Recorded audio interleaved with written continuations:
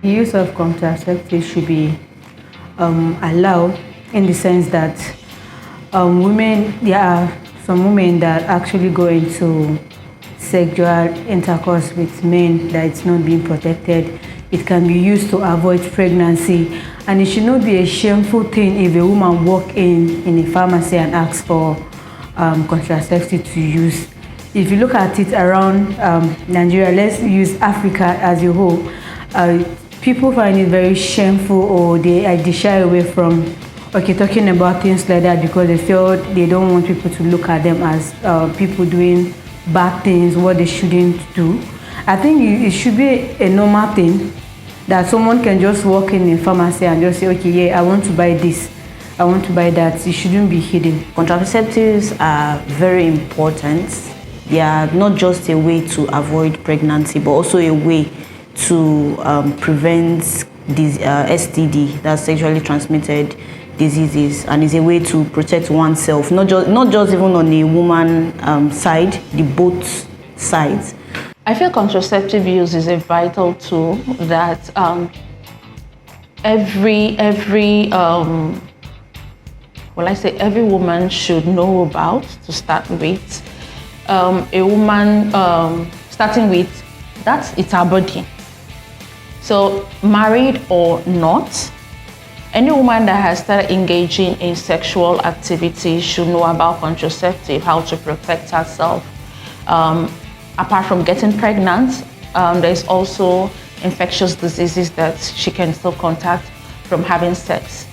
So contraceptive is very important, not only for the married, for also the single who have started engaging in sexual intercourse. Contraceptive use, I think is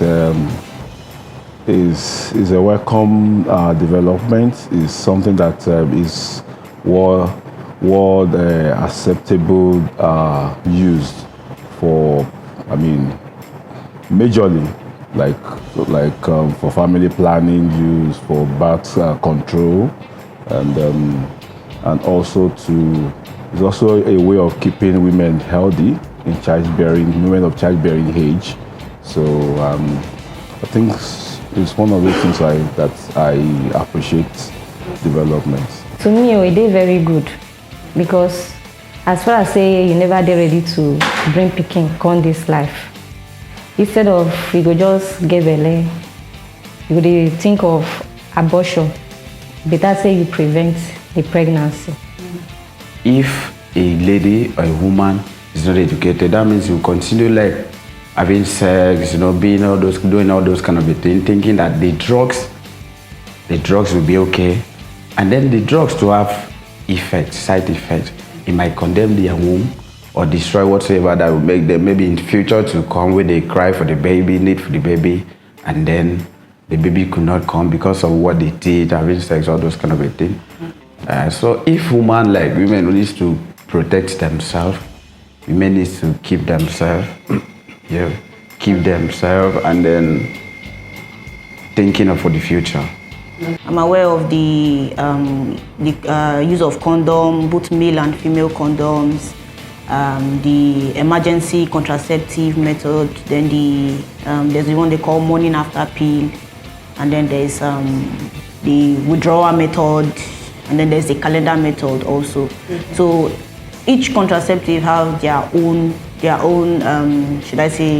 have their own side effects. So it just depends on the one any person chooses. So, but I would say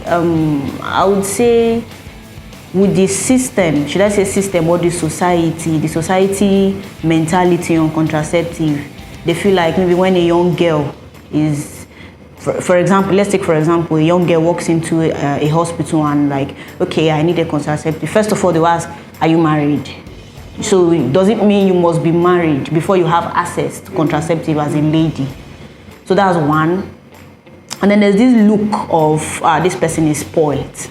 They call it spoiled. This child is spoiled. So why would you be needing contraceptive? It's not like it's encouraging a bad thing, no. But it's also a way of guiding especially teenagers, is a way of guiding them? I'm aware of implants, I'm aware of injectables, I'm aware of female condom, and there's also a male condom in as much as it's not really in use, that of the female condom. Many people don't really know about it. When you mention female condom, people just look at you. Do female actually have condom? So I feel awareness is really small on that aspect, which needs to be elaborated even down to the schools, so that girls will also know there is a way you can protect yourself. If you don't want to take pills, probably you're scared of taking pills, the pills might result to something else. There is still another way you can use to protect yourself from infectious diseases and also from getting pregnant. We have the oral, that's one that you like taking the pills like with your mouth, you swallow. Then we have the IUDs, then we have, that's one you insert. Then we have the natural method, but I don't think that one would, maybe that they call it the traditional method, so I don't think that one actually would be put, it's not more, yes, I don't think, yes, but it's still a form of it. Then we have the calendar method that the woman actually knows her body, then she knows when she's receptive and not. There are a lot of them when you're talking of numbers, but in terms of just for this conversation, I think I define them or itemize them into just two. We have the implants and not implants. The non-implant are the common one that people use, the tablets, the pills. We call it early morning pills in this part of the world. And the use of, when it comes to man, we talk of the use of condom. Maybe family planning or postman too. The one that I know is this family plan. I do not know much about it. I don't know much about family plan, but they said family plan is okay. But family plan, they work time to time with people. You get some people with family plan, they work. You get some way they work. After they don't do and finish, at the end of the day, since the woman carry belly. To an extent, yes. If you are a married person, if you're married, or even in a relationship, because to everything that is good, there's a side effect to it. Talking about contraceptive, you may be using it when your partner is not aware of it, and at the end, it can stop you from getting productive, like being pregnant and the rest. So if you're in a relationship or you're married, your partner should be aware that you're using it. I would say yes, but in some cases, I would say no. Yes, in the sense that if your partner is an understanding partner, you guys can come to an agreement. There will be an agreement. There should be communication, and you guys will come to, this is the amount of children we want to have, or okay, this is the reason why we want to do this. But if your partner, and why I said no is if your partner is not understanding, you are the woman. It is your own body. It is your own health. So there's this instance where a woman, currently she has 4 children. She actually gave birth to 6, 2 died. She has 4 children, and she's actually my neighbor presently. She wants to give birth. She wants to adopt family planning system, and the husband says he won't forgive her if she does that. And she's currently pregnant again, and she's falling sick here and there. She can't do anything. So it's to her own detriment, actually. So if the partner is not willing to understand with you, I would say you do it on the low key. For me, I'll say a yes or a no.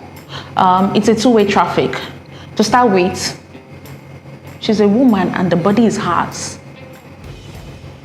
Partner or no partner, she needs to make the decision first to make use of contraceptive. She needs to accept it. I need this for me first before another person gives a decision.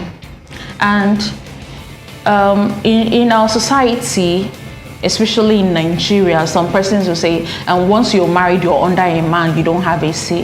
For me, I think I beg to differ, because she's a human being before getting married to a man. I would say yes, to some extent, because marriage is a union of 2 people, and it goes a long way when 2 of you understand yourselves And again, it depends on the level of awareness your or how educated your partner is, that he knows about these things. But I would suggest again that if your partner is the type that doesn't actually believe in stuff like that, there are a lot of old-fashioned or traditional men in Nigeria that don't believe in their women going through anything planning without my consent. So if maybe your husband is proving stubborn, maybe you try going to the family, maybe his pastor or his imam, and he's still not buying it, then I think if you already know as a woman, you know that, okay, you don't want it anymore, I think you can take it without his consent. So, but you have to go through, these people first, or people that can actually talk to him and make him understand. But if he's proving stubborn, I think you can use contraceptive without his knowledge. That's after you guys have spoken about it and he refuses to give into it, yes. I think if we need to look at it in this part of the world, I think it's one of the things that has to be discussed in a relationship or in marriage. So it's a way of showing an agreement, showing togetherness. So I think it's a good thing, I think, to let your partner aware or carry your partner along when you want to make such decisions, because it's something that affects both partners. That one agreement as a married woman. Say as a married woman, you don't already know what you want. Your husband feel say, may you born, and you never dey ready to born. To me, I will tell her, if you don't agree, I will still do what I want to do as a woman, because na me know wetin I go face if I get belle and I never dey ready to born. The man married the wife, the woman, not the woman that married the man. So they're very, very important, because now they have become one. So they share ideas together. They're very, very important, because when the wife waka go do wetin the husband no want, and then later on the husband can't know, if it leads to the divorce, if it leads to problems. So they're very, very important for the wife to open up to the husband and say, okay, look, I'm not ready for this, or because of maybe furthering my education, or because of work, or one thing or the other. It's a very big yes. Because if you look around now, you find out that children in their, let's say from 11 years nowadays, they don't even, they don't have the idea, they don't have the understanding. I think children should be taught about sex education, I think from the age 10. Because leaving your child to the society, let's say, okay, your child will be home with you, you go to work, and then your child will go to school. That thing you're shying away from teaching your child at home, people will actually teach the child outside. Absolutely. The reason I said so, because me personally, while I was in school, I remember the first time I saw my first period, my mom sat me down and she was like, so now you are a woman? I was like, yes, ma. And then she said, if a man touches you like this, you get pregnant. So the fear of a man should not touch me was there. So, but then even with that fear, you would still want to try it out on your own. So the reason why I absolutely agree for sex education should be taught in schools, it enlightens the children. It gives them heads up, as in, apart from heads up, it gives them this confidence of being able to tell their parents what is going on or what they taught them in school. And that can also help. I think sex education is very, very vital. Still going back to what I said about the society before now, in our society, they always take it as a man's word. Not like being focused on the women, the female gender alone. I feel schools should educate not only teenagers. I feel for now, looking at kids growing up now, you see a girl that is 8 years old. She has started, her body has started reacting. Some of those physical growth showing that she's a girl is already coming up. So I feel from 8-10 years old, there should be such teachings in school. teach them so that they will know how to make the right decision, so that they will know how to defend themselves. In homes now, some homes will say, when you talk about, say, no, don't say that, no, don't say that, you don't say that, you don't say that. When you shut that child up, the child will conceive things. Even when things happen outside, they don't say it. So I feel it's the duty of the schools, the parents, and the society to teach their children about sex education so that they can be informed on good decisions to make. When a girl child knows that I've started seeing my period, and once I sleep with a man without protection, I get pregnant or I get infected, she won't sleep with a man. The first social group is your family, then followed by your school. That school peer pressure, like peer groups. So I think the first sex education should even start from the home. That's when parents are aware, like they know the dangers of exposing children to, the society now has changed, not like during maybe our parents' time or even us, like the older ones. I think from the family it should start, because even if, like I said earlier, when you train you think, okay, you believe you've trained your children enough, they go out there, they get exposed, and they can like stand in the way of danger. So I think it should be prioritized, where parents will play their own part by teaching them boundaries. You teach children about boundaries, where people should touch, where people should come close to. And in the school will play their own part in teaching children, because if there are books that teach children some immoral, like, yes, we see books that now they're trying to bring in the issue of this transgender thing. So if there are books like that teaching people, okay, how to accept your true, if you're a transgender, your identity, there should be books on sex education. Yes, they should teach children about sex education. Yes, I think it's something that when growing up, we didn't have opportunity for that at our own time. But I think in this modern age, we're talking about AI now. So I think it's something that has to be discussed in school, because